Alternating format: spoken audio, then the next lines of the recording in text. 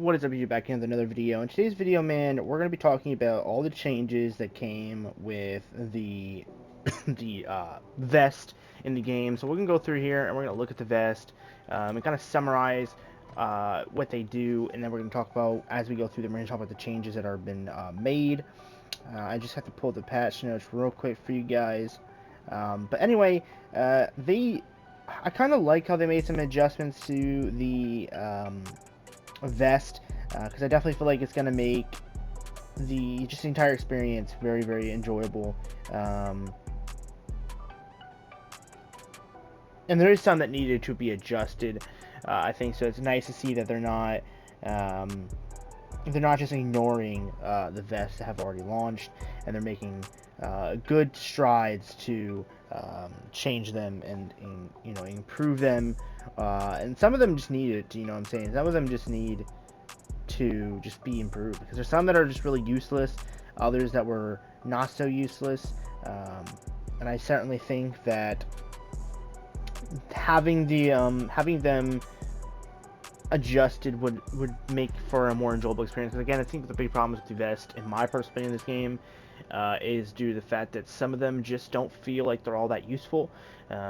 For a while, I was running CC Convest and I was running Engineer on classes, but back recently, I've decided to roll back to Infantry. But now with this season, we're gonna see kind of what they're offering in terms of usability, to see if it's worth switching back and forth.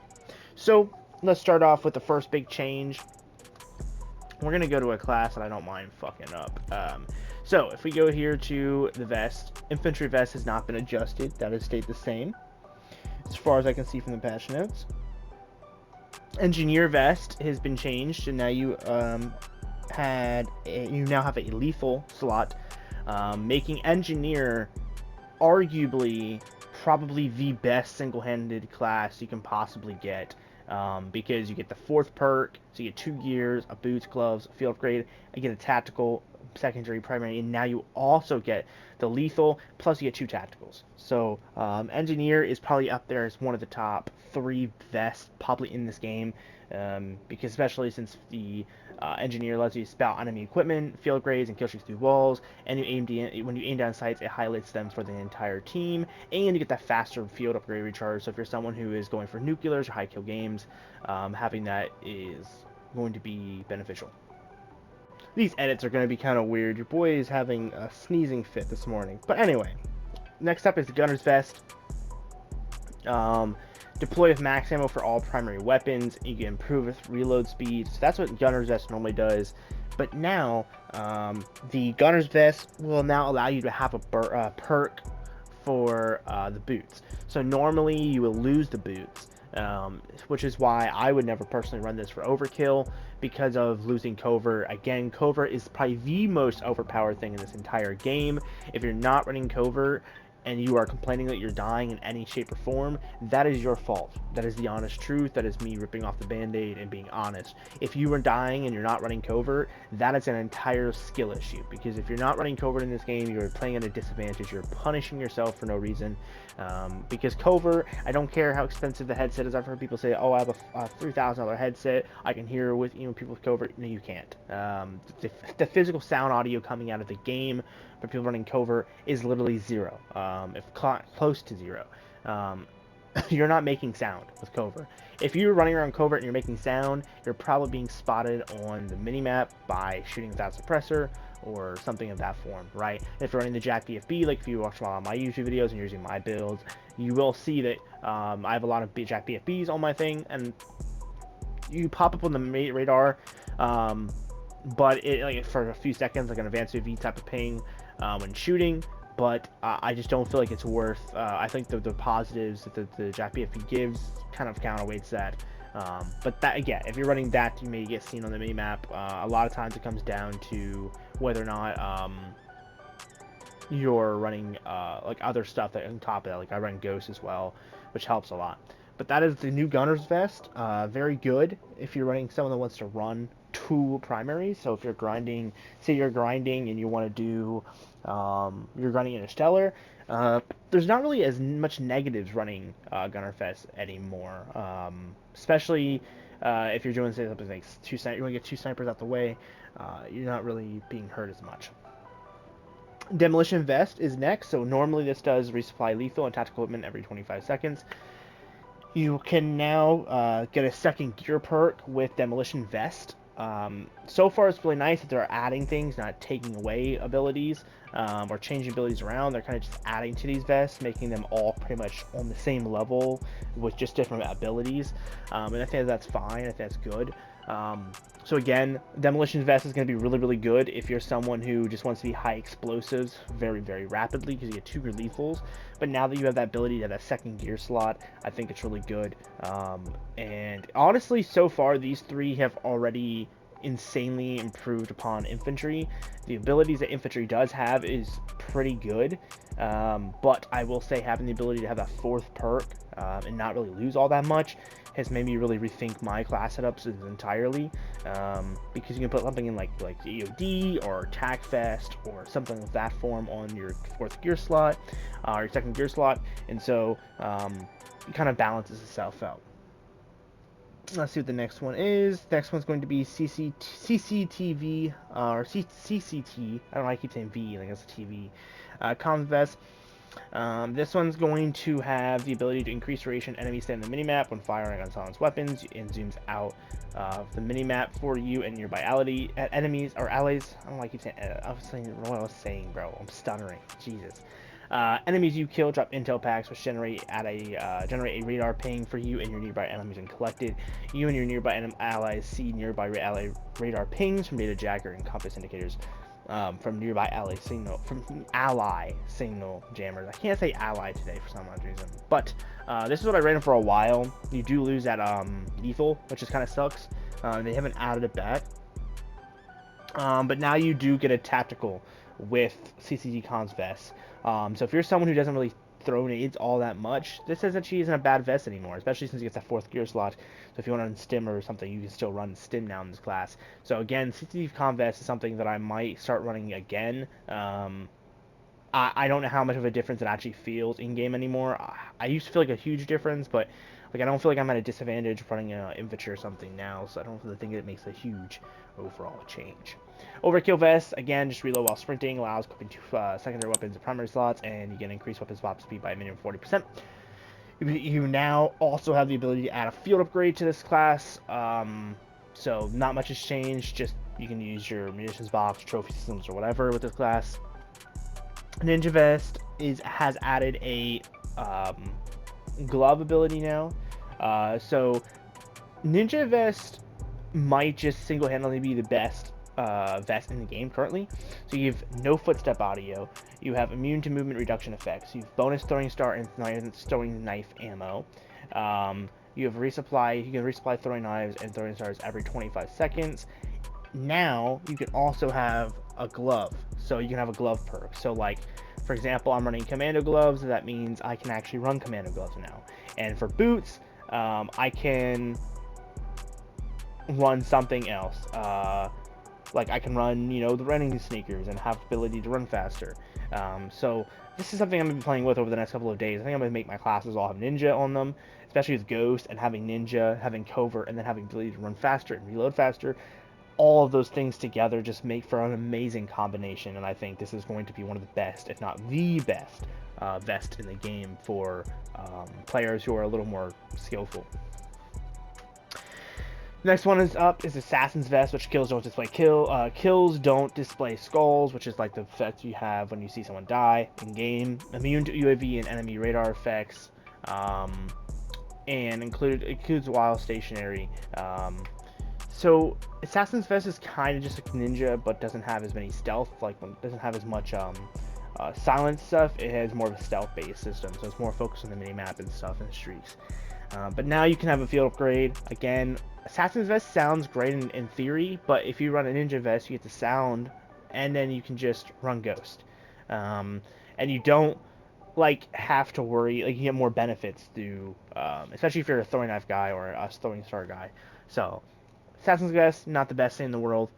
Cool idea, but I rather would have had these two, Assassins and Ninja, mixed. but it is what it is. Next up is Gunslinger.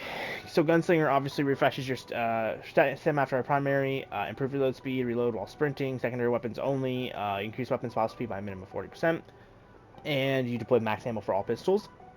Now, this would have normally been a great pistol class if they had not nerfed the Core 45. Now that they've nerfed that, I don't find the need to run pistols as much, or the want to run pistols as much. But Gunslinger had a extra lethal equipment to added an extra lethal equipment spot to be equipped. So now you can have 2 grenades on top of the 2 tacticals. So 2 stims, 2 grenades, or 2 stuns, 2 grenades, whatever. 2 C4s, 2 stims, whatever. Plus, you also get that 4th gear slot that's already in this, but that's new. The only thing new for this one is that extra lethal slot. So that's pretty cool. And if that's something you're into, again, I really don't run Gunslinger all that much. I really don't run Overkill Vest all that much. Even back in the day when they were perks, I never really ran them. I never find them around the kind of need for it because I felt like I would just rather get good with the gun that I'm using and just switch it out when I want to switch it out. So, you know, that is what it is, but that's always there for people that are interested. Mission Control Vest. So Mission Control Vest reduces the kill streak required by 1, or score required by 100 by score streaks for 125. So pretty good if you're going for streaks. You earn 1 kill or 125 score for every 2 kill assist or crossfire assist. Again, really good if you're trying to pump out those UAVs, counter UAVs, or bigger streaks. The Mission Control Vest has now also added a Boots perk, so now you can run Covert Sneakers, and you can run that 4th gear. Again, you're taking notice if you're keeping track. They've been really focusing on adding boots, gloves, and gear to these vests. And so at this point, there's really no negatives to running any of these vests when it comes to perks. I don't think there's hardly any of these anymore that really take away a perk. Which is really nice to see because I think it was cool that the vests had different positives and negatives, but the problem is there's so many negatives of every vest other than like 1 or 2 that just didn't seem useful, and I'm glad that they're kind of reevaluating that because I have a feeling that we're going to see something very similar to this in Black Ops Cold War. Maybe not with a vest specifically, but I definitely think we're going to see something similar to this set up. How it's there's an overall perk that gives you a bunch of abilities, and then you can have a couple small perks that go into it. It could be regular, pick 10, but I have a feeling that the reason they're messing with this again is because, and they nerfed and adjusted all these, is because they're kind of playing with different strategies on how to do it. But anyway, on to the next one. The Modular Assault Rig deploys a max ammo for all weapons and pistols, resupply lethals and tacticals from dead players. This one has added a 2nd gear slot perk, so that's pretty cool. So you can have 2 gears now in this, 2 lethals, 2 tacticals, same thing as the other ones. You have a field upgrade. Again, Ninja is still looking the best. This is a good change, but like again, not enough to really make you want to use this because it basically just has scavenger. So I guess the only benefit running this is you don't have to worry about ammo, and but that's pretty much it. Next one up, and the last one up, is the Compression and Carrier. Immediately regen health after a primary, secondary, throwing knife star kill. Objective captures also trigger health regen. Reduces strength of enemy splash, stuns, and gas grenades. Immunity to shock, EMP, and snapshot grenades. Now this has added a tactical equipment slot. So again, compression vest is cool, but you do lose that field upgrade. So if you're going for high kill games, this is not what you're going to be wanting to run because you're not going to be able to use your gun for forever. The thing with munitions and why I always run it is because I'm always planning on going on high kill streaks or going on a long period of not dying. And so having the ability to keep my personal weapons with the ammo from the ammo box is so nice. And so losing that ability just handicaps you in a way, especially if you're good at the game. If you're not really good at the game, you're not getting a whole lot of kills, you're dying a lot, then sure, having the ability to health regen quicker might make you stay alive a little longer, but you're going to find yourself running out of ammo very, very quickly, which is a problem on the long term. But you do happen to get the actual tactical equipment. So overall, these are the vest changes that we've seen. Again, I'm really going to be probably running a Ninja Vest a lot more over the coming weeks and months, especially if they don't nerf it or anything, because Ninja Vest does seem to be the best option in terms of, like, I mean, there's no difference between that and infantry. And I can just put on running sneakers or lightweight sneakers or something, but overall pretty good changes. If you guys want me to break down anything else, I have a video. I want to make a video on all the score sheet changes, the gun changes. I just haven't gotten that far with the season. I haven't really been playing much. Yesterday I had a Civil War reenactment. If you guys follow me on social media, you guys might have seen some of the videos and pictures of that. And that was from like 6:30 in the morning until 5 or 7 at night. So I came home, went to bed, so I didn't really record anything.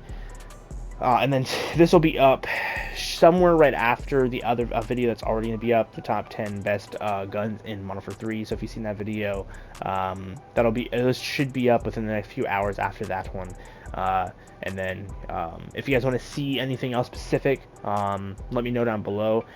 These videos always do well and not well at the same time, just because if you can obviously just read the patch notes for yourselves, and you don't have to watch the video if you don't want to.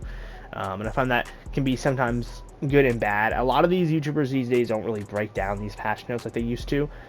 So if you guys enjoy having someone break down the patch notes, let me know down below, and I'll do these for the seasons going forward. This is the first season that I'm actually breaking down. I think it's because it's the first real season we had some real big changes, like the vest. These vests, we've had to add vests added, and I've covered the ones that have been added, but we've never actually had one a season where they've like went back and adjusted all of the vest, except for infantry. Infantry, for some reason, they didn't touch. I'm not totally sure what that's all about. Maybe they felt like infantry was solid overall, and arguably I could see why. If we go to infantry here, infantry gives you increased attack sprint duration and reduces the refresh time, so you can basically just continue running pretty rapidly. Now, obviously, if you wanted to run covert as a sneakers and you don't want to run ninja, you could run infantry, because infantry basically gives you the abilities of lightweight. But it is what it is. So that being said, though, I love you guys. You're one of a kind, and I'll see you guys in the next video. Later.